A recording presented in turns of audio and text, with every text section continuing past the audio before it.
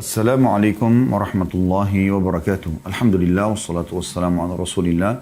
Segala puji dan puja kehadirat Allah Subhanahu wa taala, juga salawat dan taslim kepada Nabi besar Muhammad sallallahu alaihi wa ala alihi wa sahbihi wasallam. Saudara seiman, bertemu pada Senin siang ini biasanya memang di materi umum ya.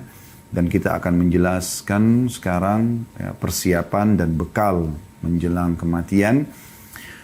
Dalam pembukaan ini insya Allah kita akan coba ya, menggugah dari sisi hakikat kehidupan dunia ini. Teman-teman sekalian, dunia ini adalah tempat sementara. Saya ulangi lagi, dunia ini tempat sementara dan bukan menjadi target utama bagi orang beriman. Apapun yang kita miliki di dunia ini akan kita tinggalkan. Sebagaimana kita lahir di muka bumi ini dengan badan telanjang dan dibungkus dengan satu lembar selimut di awal lahir, dan kita menangis pada saat itu, bahkan dalam pandangan medis penangisnya bayi awal lahir adalah sebuah tanda sehat ya. Dan juga pada saat meninggal akan sama. Kita akan menggunakan selembar kain kafan dan juga kita akan ditangisi. Kalau kita lahir kita menangis, maka nanti kita akan ditangisi. Itu sudah menjadi umum dan standar. Yang uniknya banyak orang mengetahui hal ini tapi mereka coba menutup mata mereka, menutup hati mereka, menutup pikiran mereka, seakan-akan mereka akan hidup selamanya. Saudaraku seiman, seorang mukmin targetnya akhirat, targetnya mati, karena mati itu ya, akan membawa dia kepada kehidupan abadi. Mati sebuah pintu yang akan membawa kepada kehidupan abadi. Itu yang kita harus tanamkan dalam benak kita. Tidak ada perlu yang dikhawatirkan dalam masalah kematian kecuali dalam keadaan satu, yaitu Anda meninggal dalam keadaan bermaksiat kepada Allah SWT. Apakah itu kekufuran, ya? Apakah itu adalah kemaksiatan yang besar yang Anda tidak sempat taubat, maka itu Anda perlu khawatir. Tapi selama Anda berada di jalur keimanan, beramal saleh, patuh kepada Allah, mematuhi peraturan-peraturan Allah, menjauhi apa yang dilarang, maka tidak ada yang perlu dikhawatirkan. Justru orang mukmin rindu dengan kematian. Dan inilah yang memotivasi para sahabat ridwanullah alaihim dan orang-orang saleh sebelum kita, bagaimana mereka selalu ingin rindu mendapatkan mati syahid dengan berperang. Pada saat dikumandangkan perang, luar biasa mereka berada di saf-saf pertama. Bukan cuma orang-orang tua, anak-anak muda pun diantara mereka begitu keadaannya. Kita dengarkan kisah bagaimana Abdullah bin Abbas, Abdullah bin Umar, Abdullah bin Amr bin As, dan sahabat-sahabat Nabi yang lain yang masih kecil-kecil umurnya di perang Badr. Pada saat Nabi SAW panggil atau di perang Uhud, maka mereka berlumba-lumba ingin berada di jalur peperangan tersebut supaya mereka ikut. Karena mereka sudah tertanamkan, memang target kita bukan dunia. Semuanya akan kita tinggalkan. Ya. Para sahabat ridwanullah alaihim, mereka itu tidak pernah merasa sedih kalau ketinggalan apapun atau kehilangan apapun dari urusan dunia. Apapun itu, walaupun besar di mata orang. Yang mereka sedih justru kalau mereka terlewatkan waktu untuk beribadah. Luput dari sholat berjamaah di masjid, luput dari sholat malam, luput dari membaca Al-Quran yang sudah dijadwalkan, luput dari sedekah, luput dari segala macam perbuatan kebaikan ini. Disitulah mereka merasa sedih. Tapi kalau dunia mereka gak pusing. Karena memang kata Nabi SAW, raka'atai al-fajr khairu minad dunya wa ma fiha. 2 rakaat sholat sunnatul fajr lebih baik daripada dunia dan seluruh isinya. 2 rakaat saja yang kita kerjakan cuma 2-3 menit. Setiap subuh Anda bisa dapatkan itu. Tidak ada sesuatu yang menjadi target utama orang beriman ya, di dunia ini. Kecuali hanya dia tunggangi dunia untuk kebutuhan akhiratnya. Apapun yang dilakukan hubungkan dengan masalah akhirat. Makan, minum, semua itu dikonsumsi karena memang kita memberikan hak tubuh kita sehingga bisa menerima pahala di sisi Allah Subhanahu wa taala, bukan hanya sekedar menghilangkan lapar dan haus, maka akan jadi mubah kalau itu niatnya. Tapi kalau kita niatkan karena memberikan hak jasad yang Allah sedang amanahkan dan rasa lapar, rasa haus ini Allah yang munculkan supaya kita memberikan hak tubuh kita dan kita gunakan agar tubuh kita lebih kuat dalam beribadah kepada Allah Subhanahu wa taala, di situ akan nilai pahala, ya.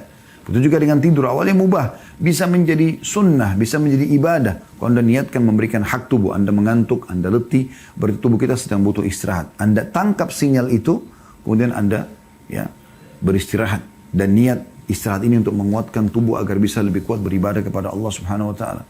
Mandi, bukan hanya sekedar mandi biasa supaya hilang rasa gerahnya, itu mubah. Tapi dia bisa menjadi sesuatu yang sunnah, ya, ibadah yang baik. Kalau Anda mengerjakannya karena ingin memberikan hak tubuh dan juga supaya ya tampil lebih bersih dalam beribadah kepada Allah SWT. Sampai Imam Malik rahimahullah setiap kali mau menyampaikan hadis Nabi SAW, beliau selalu mandi, beliau menggunakan baju yang terbaik, beliau pakai wangi-wangian yang terbaik gitu kan. Ya, begitu juga Imam Abu Hanifah rahimahullah setiap kali mau tampil mengajar ataupun beliau mau sholat malam, beliau selalu menggunakan pakaian yang terbaik, bukan untuk dipuji oleh orang, tapi karena ingin menggunakannya dalam ibadah kepada Allah Subhanahu wa taala. Gitu kan? Maka di sini harus bisa diatur bagaimana niatnya. Ya. Jangan pernah teman-teman targetnya dunia, karena akan pendek sekali. Ya. Tapi kalau maksudnya pendek sekali targetnya, ya. Tapi kalau diniatkan untuk akhirat maka akan sangat luar biasa. Ya. Akan sangat panjang ya sesuatu yang kita lakukan ya, dalam arti kata dalam hal memasang target ya dan mengejar apa yang terbaik yang akan kita raih nanti di akhirat sana. Kita akan buka dengan hadis Aisyah radhiyallahu anha di mana beliau berkata bahwasanya Rasulullah sallallahu alaihi wasallam bersabda, "Man ahabba liqa Allahi ahabba Allahu liqa'ahu. Wa man kariha liqa Allahi kariha Allahu liqa'ahu."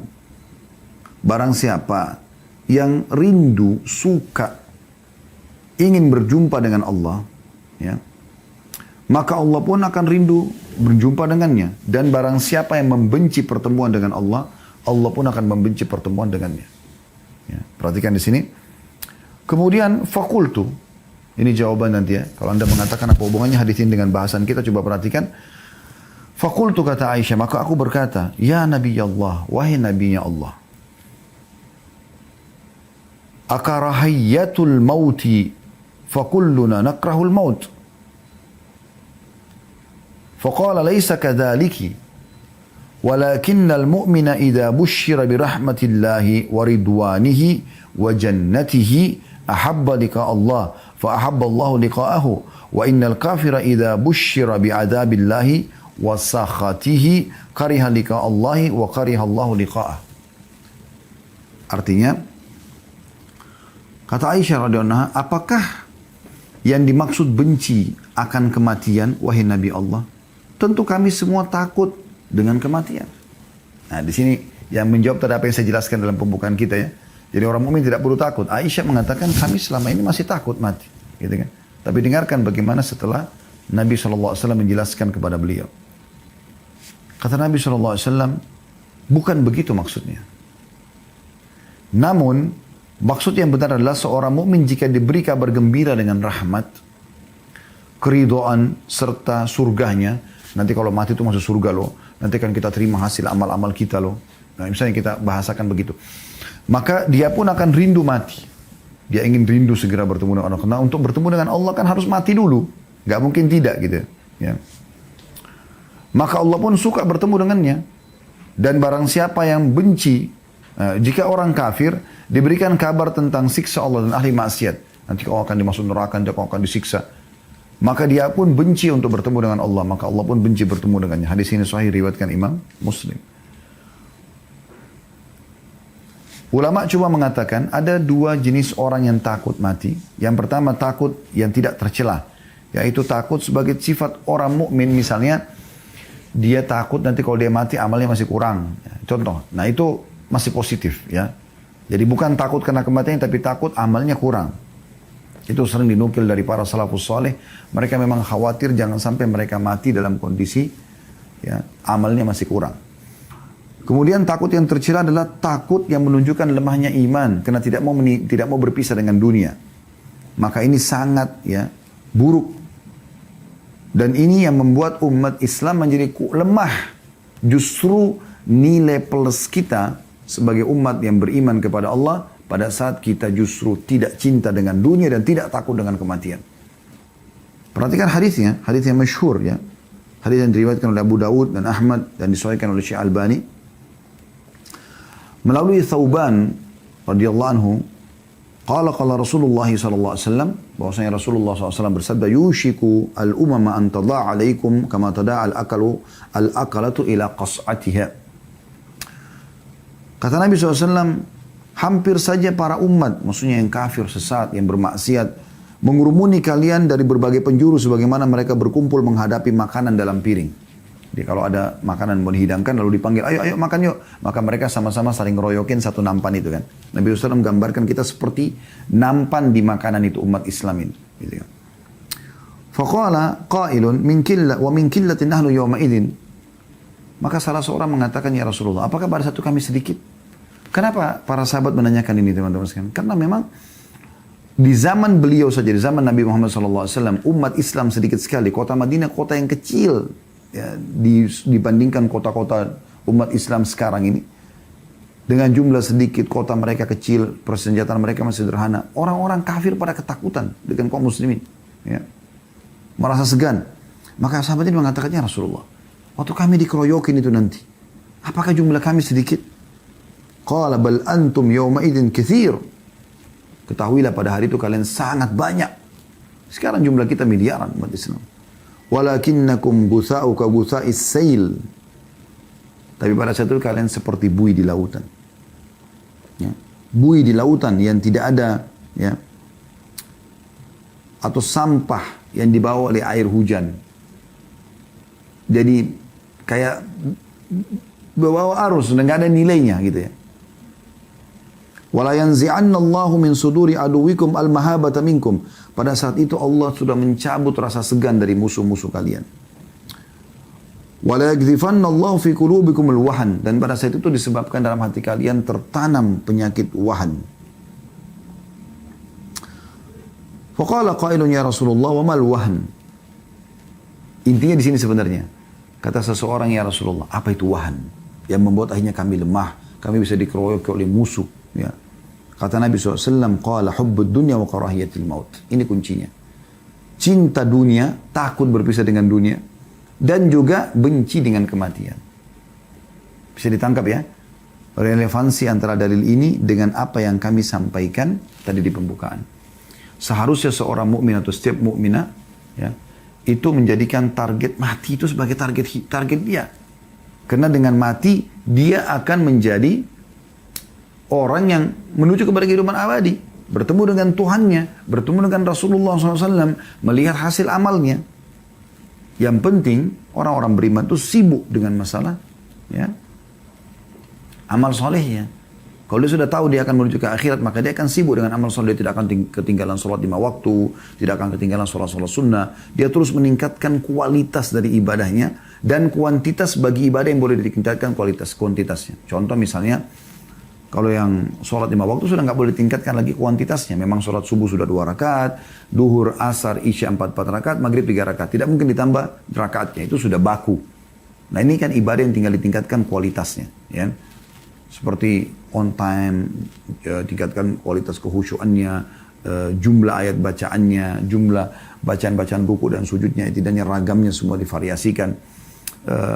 Kemudian yang boleh ditambah seperti misalnya sedekah ya. Kalau tadi dia biasa sedekah 10.000 rupiah, dia sekarang sedekah 20.000 rupiah. Dia tingkatkan ke 50.000, dia tingkat 100.000 rupiah, dia tingkat ke 1 juta rupiah. Dia coba selalu meningkatkan kualitas dan kuantitasnya. Itu juga dengan zikir yang memang dibolehkan untuk memperbanyak gitu kan. Baca salawat pada Nabi SAW. Tadinya mungkin dia cuma baca 10 kali, sekarang dia pindah ke 100 kali, dia pindah ke 1000 kali. Dia coba tingkatkan kualitasnya. Ya. Maka itu yang dimaksudkan dengan dia memperbanyak amal. Sehingga dia tinggal dengan penuh keyakinan dia akan menerima hasil amal itu. Karena Allah SWT mengatakan kan, وَمَنْ يَعْمَلْ مِثْقَالَ ذَرَّةٍ خَيْرًا يَرَهُ. Siapa yang berbuat seperti biji sawi dari kebaikan dia akan lihat. وَمَنْ يَعْمَلْ مِثْقَالَ ذَرَّةٍ شَرًّا يَرَهُ. Siapa yang berbuat seperti biji sawi keburukan maka dia akan lihat. Ya. Ini poin perlu digarisbawahi. Nabi SAW mengingatkan dalam banyak hadis agar jangan kita terlalaikan dengan dunia dan selalu ingat tentang kematian karena dia setiap saat bisa datang. Di antaranya hadis yang masyhur riwayat An-Nasai, riwayat Tirmidzi, Ibnu Majah, riwayat Ahmad. Ya. Dan hadis ini dinilai hasan sahih ya menurut Syekh Albani, yaitu hadis Abu Hurairah radhiyallahu anhu di mana Nabi SAW bersabda, "Aktsiru dzikra hadhimil ladzat." Artinya perbanyak mengingat pemutus kelezatan dunia. Saya mati. Ingat setiap saat kita akan mati, ya. Dan dalam kisah yang lain Ibnu Umar radhiyallahu anhu menceritakan, qala kuntu ma'a Rasulillah sallallahu alaihi wasallam faja'ahu rajulun minal ansar. Saya pernah duduk bersama Rasulullah SAW Dan datanglah seorang laki-laki dari Ansar. Ya. Fasallama ala Nabi SAW, dia mengucapkan salam kepada Nabi SAW. Thumma qala, kemudian dia berkata, Ya Rasulullah, ayyul mu'minina afdal.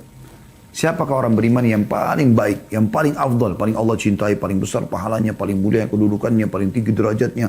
Itu maknanya semua. Qala ahsanuhum khuluqa. Yang paling baik akhlaknya.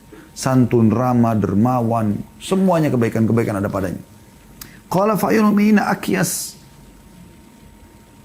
Lalu siapa orang mukmin yang paling cerdas? Qala aktsaruhum lil mauti dzikra. Orang mukmin yang paling banyak mengingat kematian. Wa ahsanuhum lima ba'du isti'dada ulaikal akyas. Dan yang paling banyak punya persiapan yang nanti dihadapi setelah kematian. Maksudnya amal saleh, iman dan amal saleh. Maka mereka lah orang-orang yang paling cerdas. Ya. Hadis ini diriwayatkan di Ibnu Majah dan dinyatakan hasan. Juga dalam hadis Nabi SAW yang mengingatkan kepada kita bagaimana caranya agar kita lebih khusyuk dalam sholat, kita lebih semangat dalam ibadah, mengingat kematian. Kalau kita akan kembali, waktu kita terbatas. Ya. Dan ingat teman-teman sekalian, umur kita sebenarnya yang sudah berlalu. Itu umur kita yang sebenarnya. Kayak saya umur 46 tahun, inilah umur saya sebenarnya. Ini yang sudah pasti sudah saya laluin, sudah saya pakai gitu. Tinggal kalau di atas amal soleh kita berharap Allah kabulkan. Kalau ada dosa kita tinggal bertobat dan istighfar kepada Allah. Segera sebelum datang ajal. Jangan selalu berangan-angan dengan yang akan datang. Allahu alam. Berapa umur kita Allah kasih. Semoga Allah panjangkan umur kita di atas ketaatan. Tapi kita tidak pernah tahu berapa banyak lagi umur kita. Jangan terus-menerus lalai. Selalu berangan-angan ulang tahun. Lalu dirayakan seperti orang-orang kafir. Ini melalaikan. Makanya para ulama melarang acara ulang tahun itu. Karena memang melalaikan orang. Tiup lilin, kue, pesta-pesta. Apalagi kemaksiatan dilakukan. Subhanallah, orang Islam bukan seperti itu keadaannya. Makin bertambah umur berarti makin dekat dia dengan liang lahatnya. Saya dan Anda semua sedang menuju ke liang lahat. Kita tidak tahu siapa yang berdulu jatuh ke liang lahat tersebut. Kata Nabi SAW, agar kita bisa lebih khusyuk sholat, bisa lebih semangat dalam ibadah. Uzkuril mauta fi sholatik. Ya, kata Nabi SAW kepada seorang sahabat. Ingatlah kematian dalam sholatmu. فإن الرجل إذا ذكر الموت في صلاته فحري أن يحسن صلاته. Karena kalau dia ingat kematian dalam sholatnya, dia akan memperindah sholatnya. وصل صلاة رجل لا يظن أنه يصلي صلاة atau salatan غيرها وإياك وكل أمر يعتذر أو يعتذر منه. Sholatlah seperti orang yang tidak menyangka lagi bahwasanya ia masih punya kesempatan untuk sholat. Hati-hatilah dengan perkara yang kelak malah engkau meminta udzur meralatnya. Maksudnya di akhirat. Dan tidak bisa lagi diperbaikin gitu. Ya. Ini teman-teman sekarang harus jadi sebuah pelajaran. Ya. Sebuah peringatan buat kita. Kalau misalnya ada seseorang, saya sering kasih contoh ini, saya ingatkan kembali ya. Kalau misalnya ada seseorang divonis oleh dokter. Dokter mengatakan umur Anda tinggal hari ini. Penyakit ini nggak bisa sembuh lagi sudah. Apa boleh buat? Sudah harus ya meninggal dunia. Seperti itulah. Lalu Anda masih punya kesempatan untuk sholat. Atau misalnya Anda ditangkap oleh musuh, ditawan, dan sudah tidak bisa lagi buat apa-apa. Musuh akan membunuh Anda. Anda masih dikasih kesempatan buat satu hal. Lalu Anda punya kesempatan untuk sholat. Habis sholat Anda dipenggal. Kira-kira bagaimana sholat Anda? Tentu Anda akan coba menjaga kekhusyuan kepada Allah Subhanahu wa ta'ala. Harusnya kita tidak harus tunggu itu teman-teman. Karena malaikat maut jauh lebih hebat, ya, lebih dahsyat prosesnya dibandingkan dengan orang yang akan memenggal kepala Anda itu. Nabi SAW memastikan dalam hadits Ibn Hibban, Al-Baihaqi dengan sanad hasan. Manfaat mengingat kematian ini, ya. Aktsiru dzikra hadimir ladzat fa inna ma dzakarahu ahadun fi dhiqin min al-'aishi illa wasi'ahu 'alaihi wala fi sa'atin illa dhayyaqahu 'alaihi. Perbanyak mengingat pemutus kelezatan dunia, maksudnya kematian. Karena jika seorang mengingatnya saat kehidupannya sempit, maka ia akan merasa lapang. Dia lagi susah, dia akan tahu, oh, saya akan meninggal kok. Saya juga akan menuju kepada kehidupan abadi. Saya akan senang nanti di sana gitu. Ya. Dan kalau seandainya orang mengingatnya pada saat dia lagi lapang, ya, maka ia tidak akan tertipu dengan dunia. Imam Ad-Dahhak memberikan nasihat yang baik, dan ini dinukil oleh Al-Qurtubi dalam kitab At-Tadhkirah beliau. Orang yang mengingat mati, maka akan membantu dia menyegerakan taubatnya. Akan membuat hatinya penuh dengan qanaah, rasa cukup. Akan membuat dia semangat beribadah. 3 hal dia dapatkan. Dia akan segera bertaubat, dia akan selalu merasa cukup dengan apa yang ada, dan dia juga akan semangat ibadah. Sedangkan orang kalau lupa mati, sebaliknya, dia akan tunda-tunda taubat, dia tidak akan selalu cukup, merasa cukup dengan apa yang ada, dan dia akan bermalas-malas dalam ibadah. Mati ini teman-teman, bagaimanapun caranya kita coba menghindar, tidak akan pernah bisa luput. Sehebat apapun Anda berusaha untuk melepaskan diri dari kematian. Kalaupun orang mau coba, tidak ada gunanya. Coba renungi, bagaimana Allah mengatakan dalam surah Jum'ah ayat 8. Dan ini kekal ditilawakan oleh orang yang beriman sampai menjelang hari kiamat nanti. A'udzu billahi minasyaitonir rajim, surah Al-Jum'ah ayat 8. Qul innal mauta alladhi tafirruna minhu fa innahu mulaqikum thumma turadduna ila 'alimil ghaibi wasyahadati fayunabbi'ukum bima kuntum ta'malun. Katakan hai Muhammad, serukan kepada semua orang, ya, sesungguhnya kematian yang kamu lari daripadanya, maka sesungguhnya kematian akan menemui kamu. Kemudian kamu akan dikembalikan kepada Allah yang mengetahui yang gaib dan yang nyata. Lalu dia Allah akan memberitahukan kepadamu apa yang telah kamu kerjakan. Kematian yang kau lari daripadanya pasti akan datang kepadamu. Dalam surah An-Nisa ayat 78 Allah juga mengingatkan potongan ayat A'udzubillahi minasyaitonir rajim. Aina ma takunu yudrikkumul mautu walau kuntum fi burujin musyayyadah. Dimanapun kau berada, kematian akan mendapatkan kamu. Pasti kau akan mati. Kendati pun kamu dalam benteng yang tinggi lagi kokoh. Kemudian dalam surah Ar-Rahman ayat 26 sampai 27 Allah juga mengingatkan, A'udzubillahi minasyaitonir rajim. Kullu man 'alaiha fan wa yabqa wajhu rabbika dzul jalali wal ikram. Semua ada di muka bumi ini pasti akan binasa. Dan yang tetap kekal lazat Tuhanmu yang mempunyai kebesaran dan kemuliaan. Surah Al-Imran 185 ayat yang paling masyhur masalah kematian. A'udzubillahi minasyaitonir rajim. Kullu nafsin dha'iqatul maut. Al-ayat. Semua jiwa pasti akan mati. Ya. Kata Ibnu Katsir rahimahullah berhubungan dengan ayat-ayat ini. Beliau mengatakan dimaksud dengan ayat-ayat di atas adalah setiap orang pasti akan merasakan kematian. Tidak ada seorang pun yang bisa selamat dari kematian, baik ia berusaha lari daripadanya ataupun tidak. Karena setiap orang sudah punya ajal yang pasti. Ya. Tidak mungkin tidak. Maka ini teman-teman sekalian harus difahami baik-baik. Oleh karena itu teman-teman, renungilah beberapa hal ini. Memang Nabi SAW ingatkan kepada kita, jangan jadikan dunia ini sebagai target. Saya ingin sentuh sisi ininya ya. Karena kalau kita bicara masalah bekal menjelang kematian, kalau orang membahas masalah perbanyaklah sholat, perbanyaklah puasa, itu ada juga pintunya sendiri untuk dibahas. Dan itu butuh pertemuan khusus bahas itu. Yang kami ingin sentuh tidak. Saya ingin membuat sebuah kendaraan teman-teman sekalian yang saya harapkan ini bisa menjadi pendongkrak utama Anda untuk bisa mengerjakan semua ibadah itu. Dengan sendirinya setelah dengarkan ini Anda akan sholat, Anda akan puasa, Anda akan zikir, Anda akan berdoa, Anda akan bakti sama orang tua, Anda akan bertobat. Semua akan Anda kerjakan. Itu yang saya inginkan dengan pertemuan kita ini. Ini yang saya masukkan dengan bekal menjelang kematian itu. Coba renungi sabda Nabi SAW yang lain. Dari hadis Ibnu Umar radhiyallahu anhu. Ya, hadis ini diriwayatkan oleh Bukhari. Kata Nabi SAW, kun fid dunya ka'annaka gharibun aw abiru sabil. Jadikan dirimu di dunia ini, setiap muslim diajak bicara oleh Nabi SAW. Setiap orang di antara kita, laki-laki ataupun perempuan, yang muda ataupun tua. Hidup di dunia ini seakan-akan kamu seorang yang asing. Bagaimana sih kalau kita asing? Kita ingin kembali ke wilayah kita. Atau seperti seorang pengembara saja. Maka Ibnu Umar berkata tentang hadis ini, idza amsayta fala tantadirus sabah. Kalau kau tiba sore hari, jangan pernah tunggu pagi. Jangan pernah mengkhayal kau masih hidup pagi. Anggap kau akan mati pada saat itu. Sehingga segera taubat dan segera memperbanyak amal soleh. Wa idza asbahta fala tantadirul masa. Kalau kau tiba di pagi hari lagi, seperti kita sekarang. Tiba di pagi sore. Jangan tunggu sore hari. Belum tentu kita hidup. Wa khudh min sihhatika limaradik. Maksimalkan masa sehatmu sebelum datang sakitmu. Orang kalau sudah sakit, susah aktivitasnya. Kamu sekarang sehat. Wa min hayatika limautik. Dan mumpung kau masih hidup sebelum matimu datang. Kenapa buang waktu pada hal yang tidak ada gunanya? Ibadah. Dan hanya kamu, hai saudaraku, yang bisa membuat kau beribadah sendiri. Enggak mungkin orang lain. Semua ada di tanganmu keputusan. Kau ingin masuk surga, di tanganmu keputusan. Kau ingin masuk neraka, di tanganmu keputusan. Kau ingin rajin, di tanganmu. Prestasi di tanganmu. Kau ingin malas, menjadi orang yang buruk juga di tanganmu.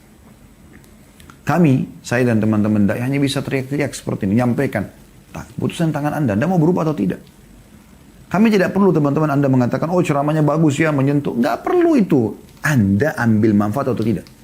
Nggak penting itu. Semoga Allah ikhlaskan niat. Setiap dai yang ikhlas tidak akan butuh pujian itu. Tapi bagaimana yang sedang disampaikan ini sampai pada hati setiap orang yang mendengarkan. Dan mereka bisa berubah. Manfaat Anda dengarkan ceramah seperti ini kalau Anda bisa berubah menjadi orang yang lebih dekat kepada Allah SWT. Takut terhadap dosa yang berlalu. Takut dengan amal soleh yang masih sedikit. Bilal pernah menangis satu waktu. Radhiyallahu anhu, lalu ditanyakan kenapa Anda menangis. Dia mengatakan perjalanan jauh dan bekal masih sedikit. Padahal beliau sudah masuk Islam di awal-awal Islam dan menjadi muadzin Nabi SAW, jihad setelah, dan masa Nabi jihad juga setelah ya, Nabi SAW, dan sekian banyak amal soleh yang beliau kerjakan. Hasan Basri mengatakan rahimahullah dalam masalah ini, al-mu'minu fid dunya qal gharibi wa la yajza' min dhulliha wa la yunafisu fi izziha lahu sya'an walinnasi sya'an. Seorang mukmin di dunia seperti orang asing. Tidak pernah gelisah terhadap apa yang orang dapatkan dari dunia. Oh, dia mau maju, dia berhasil, silakan. Saya ya saya. Tetap kita kejar prestasi dunia semampu kita. Tapi bukan berarti kita iri, dengki, berkecamuk, berebut-rebutan dengan haknya orang lain. Bukan sifat orang beriman itu. Tidak pernah saling berlomba. Ya. Dengan menggilai dunia atau mengejar dunia. Penggila dunia, pengejar dunia, memiliki urusan sendiri. Dan orang asing, orang beriman, yang ingin kembali ke akhirat juga punya urusan sendiri. Pasti beda. Nggak mungkin sama. Jadi Anda kalau mau jadi orang akhirat, beda dengan orang-orang yang kejar dunia, beda sekali. Mereka bingung dengan kita bersedekah. Mereka pikir kenapa bersedekah, kenapa tidak nabung. Itu karena mereka pikirnya dunia. Mereka heran kenapa kita ke masjid sholat. Bagi mereka itu terlalu membuang waktu. Atau kenapa harus puasa, bukankah cuma sunnah, bukankah lapar, bukankah haus, bukankah begini dan begitu. Atau As-Salimi berkata dalam doanya rahimahullah, Allahumma arham fid dunya gurbati. Ya Allah, kasihanilah, rahmatilah keasinganku di dunia. Maksudnya apa? Aku ingin mau jadi asing dunia, maka bantu aku dengan rahmatmu supaya aku bisa lakukan itu. Warham fil qabri wa ya, wahsyati. Dan selamatkan, ya, kasihani aku dalam kuburku dan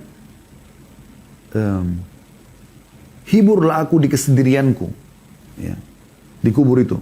Warham mauqifi ghadan baina yadaik, dan kasihani juga aku, ya, di saat aku sedang berdiri di antara kedua tanganmu, maksudnya pada hari kiamat nanti. Yahya bin Mu'adz Ar-Razi rahimahullah berkata, ad-dunya khamrus syaitan. Dunia ini khamarnya syaitan, minuman kerasnya syaitan. Wa man sakara minha lam yafiq illa fi uskaril mauti nadiman ma'al khasirin. Siapa yang mabuk, karena kan dunia ini dikatakan khamarnya syaitan. Siapa yang ikut mabuk situ, barulah tersadarkan ketika kematian telah datang kepadanya. Nantinya ia akan menyesal bersama dengan orang-orang yang merugi. Ada sebuah nasihat yang luar biasa dari Fudail bin Iyad rahimahullah, seorang ulama tabi'in masyhur. Dia pernah bicara sama seseorang, kebetulan beliau sudah tua, orang itu juga sudah tua. Yang diajak ngomongnya sudah 60 tahunan, seumur dengan beliau gitu. Beliau bertanya begini, Kam atat alaik? Kam atat alaik? Ya. Udah berapa umurmu?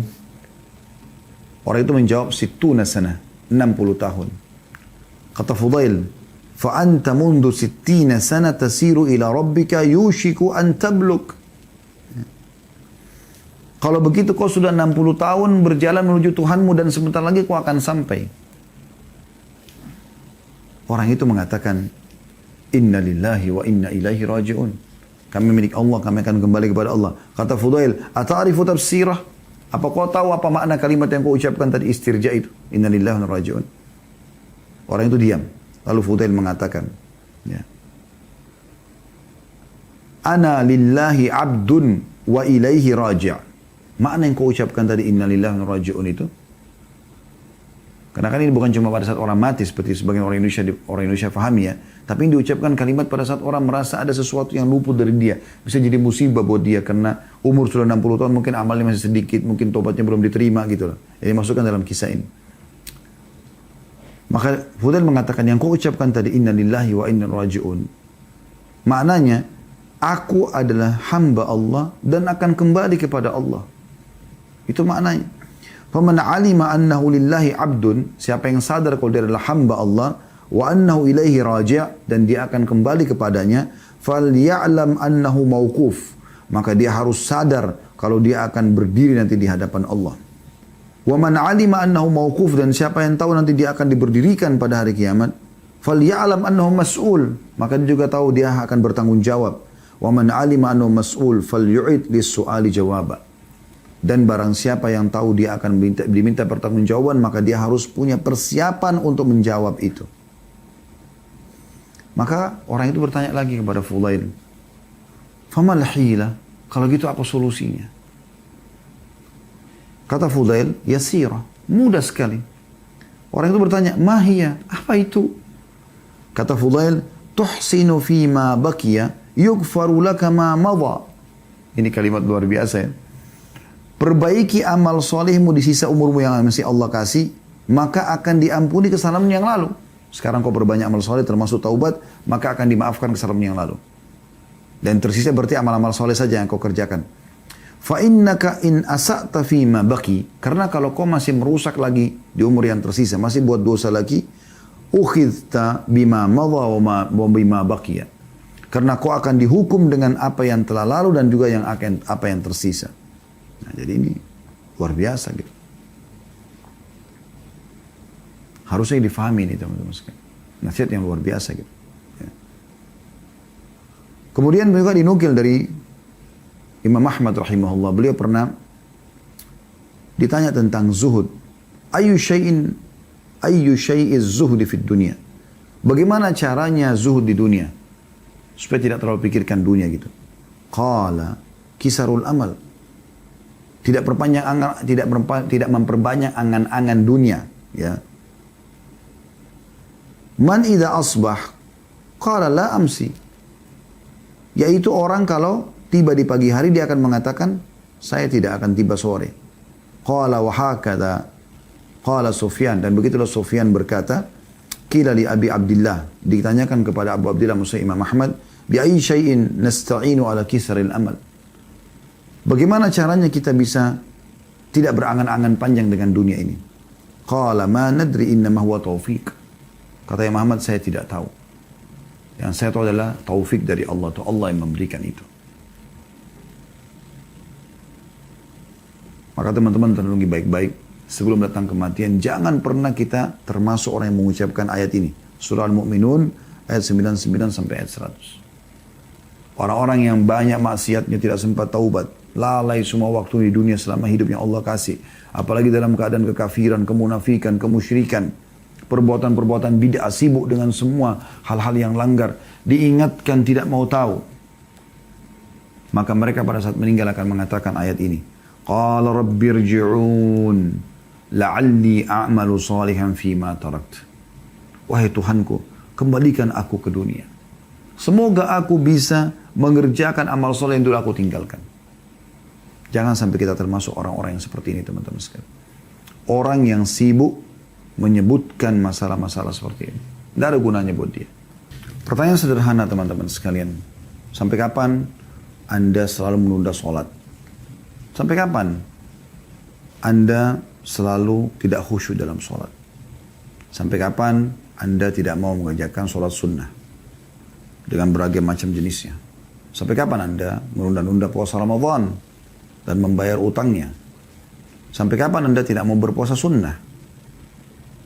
Umur terus berjalan. Sampai kapan Anda tidak mau membayar zakat? Sampai kapan Anda tidak mau bersedekah? Kita bahas yang wajib dan yang sunnahnya di sini.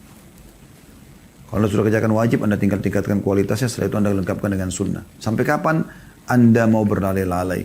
Sampai kapan Anda selalu menunda-nunda zikir kepada Allah SWT? Tidak membaca zikir pagi petang, ya, tidak beristighfar setiap hari 100 kali, tidak berdoa kepada Allah antara azan dan iqamah atau pada saat hujan turun. Sampai kapan Anda menunda bakti sama orang tua, yang orang tua Anda kebetulan masih hidup? Sampai kapan Anda tidak mengejar pahala-pahala besar dari tangan mereka? Dengan menanyakan kabarnya, dengan menelpon mereka, dengan memenuhi kebutuhan mereka. Sampai kapan? Sampai kapan Anda tidak mau silaturahim dengan kerabat-kerabat Anda? Sampai kapan? Ya. Sampai kapan Anda tidak mau belajar Al-Quran? Sampai sekarang tajwid Anda masih salah. Selalu Anda mengatakan nanti, besok, lusa. Sampai kapan? Tanya diri Anda sendiri, sampai kapan? Apa yang Anda tunggu? Tunggu kematian baru datang? Setelah mati baru menyesal? Sampai kapan? Sampai kapan Anda menunda-nunda untuk pindah dari tempat yang haram ke tempat yang halal? Bekerja. Sampai kapan? Sampai kapan Anda, wahai muslimah yang masih belum tutup aurat, untuk tutup aurat Anda? Sampai kapan Anda mau buka tutup aurat Anda? Sampai kapan? Sampai kapan Anda mau minta maaf atas kesalahan Anda yang Anda lakukan? Sampai kapan Anda akan berhenti dari transaksi ribawi, manipulasi data, berbohong? Sampai kapan? Sampai kapan semua masih Anda lakukan? Dan kira-kira kapan Anda mau berhenti menjadi orang yang lebih baik? Peraturan Allah tidak akan berubah. Allah mengatakan dalam Al-Quran, وَلَنْ تَجِدَ لِسُنَّةِ اللَّهِ تَبْدِيلًا. Tidak akan pernah berubah sistem yang sudah Allah ciptakan. Anda sudah tahu kisah, dan Anda harus tahu itu. Kisah Nabi-Nabi dan orang-orang yang menjadi pengikutnya. Tidak usah jauh-jauh, kita langsung kepada Nabi Muhammad SAW dan para sahabatnya. Lihat bagaimana Abu Bakar, Umar, Uthman, Ali, Talha, Zubair, dan kisah-kisah sahabat Nabi seluruhnya, ridwanullah alaihim, yang ikhlas, yang meninggal dalam keadaan iman. Kita tidak bicara yang sempat murtad, yang memang pura-pura masuk Islam, yang jadi munafik. Kita bicara sahabat-sahabat Nabi yang betul-betul tulus. Dan kisah-kisah mereka ada di kedua tangan kita. Kami sudah membedah lebih dari 50 kisah sahabat Anda bisa dengarkan. Anda bisa banyak baca buku dalam bahasa Indonesia tentang kisah mereka. Kisah-kisah sahabiat Nabi, para ummahatil mukminin, para istri-istri Nabi, dan juga para sahabat Nabi yang lain. Bagaimana perjuangan mereka dalam rumah tangga mereka, dalam memperjuangkan sunnah Nabi SAW, dalam ikut berjihad dengan Nabi SAW. Lihat mereka. Mereka adalah orang-orang yang sudah sukses. Ya. Siapa yang mengikuti mereka, maka buah tidak akan jauh dari pohonnya. Kita akan bersama dengan mereka. Dan dalam kehidupan mereka ada orang-orang munafik. Ada Abdullah bin Ubay bin Ka'ab, Ubaidillah bin Ubay bin Ka'ab, Ubaidillah bin Ubay bin Ka'ab, ya. Ya maaf, Ubaidillah bin Abi Salul. Mohon maaf, saya ulangi. Ubaidillah bin Ubay bin Salul. Kemudian ada beberapa tokoh-tokoh munafikin, ya, di Madinah. Pura-pura Islam. Sampai kapan Anda mau seperti ini? Mau seperti ini? Akan sama. Ujungnya akan sama dengan mereka. Yang masih dalam keadaan kafir.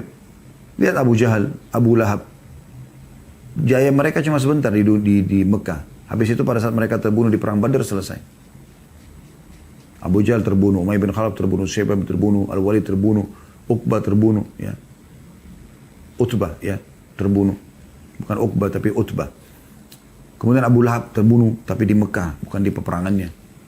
Habis cerita mereka dan hanya dikenang keburukannya. Sebelumnya ada Fir'aun, ada Namrud, ya. Semua nabi-nabi dan orang beriman selamat, dan semua orang-orang yang kufur, munafik, musyrik, semua akan celaka. Itu tidak akan berubah. Anda tinggal tentukan jalan Anda. Dunia ini sudah lama berlalu, teman-teman sekalian. Bukan baru umurnya. Kita ini penduduk-penduduk terakhir dunia. Jangan Anda pikir Anda ini lahir di dunia ini baru. Enggak, ini dunia sudah tua. Sudah tua. Dalam sebuah riwayat bahkan Nabi SAW menggambarkan dunia ini seperti seorang wanita yang tua sekali. Udah tua. Kita di akhir-akhirnya. Jangan lupa tentang sejarah manusia yang sudah lalu. Sampai kapan? Ada sebuah statement dari Hamid Al-Qaisari. Beliau berkata, rahimahullah, kulluna, ya, qad aikanal maut. Kita semua sebenarnya sudah yakin tentang kematian. Terbukti depan mata kita, kita banyak lihat orang. Bahkan ada orang terdekat kita sudah mati. Saya subhanallah hari Jumat yang lalu, sholat di masjid dekat kantor. Di sebelah kami ditaruh jenazah. Dari sebelum Jumat. Saya duduk sambil melihat. Di sebelah jenazah itu ada jemaah yang sedang sholat. Subhanallah. Yang hidup dan yang mati bersebelahan. Tapi yang hidup masih bisa beraktivitas, yang mati sudah nggak bisa. Yang hidup masih bisa mengamalkan isi khutbah, yang mati sudah nggak bisa. Mungkin bisa saja dia mendengar. Tapi nggak bisa buat apa-apa. Cuma itu fakta. Yang dalam geranda itu kemarin sama dengan mereka ini bisa hidup. Semua kuburan yang kita lewatin teman-teman sekalian, yang di dalam kuburan itu sama seperti kita.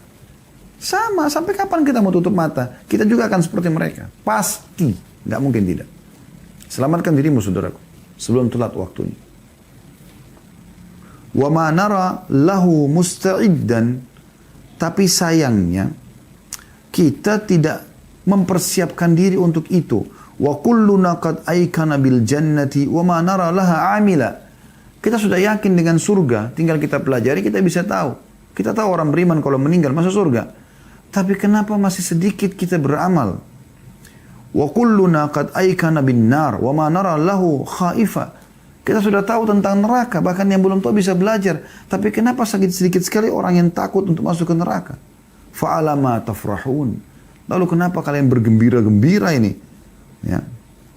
Seakan-akan lupa dengan itu. Wa ma asaitum tantadhirun. Dan apa kira-kira yang kalian tunggu? Al-maut, apakah kematian?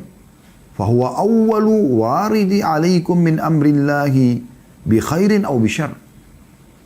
Padahal dia perkara pertama yang datang kepada Allah, yang memutuskan kalian dari dunia ini, dia bisa jadi baik atau buruk.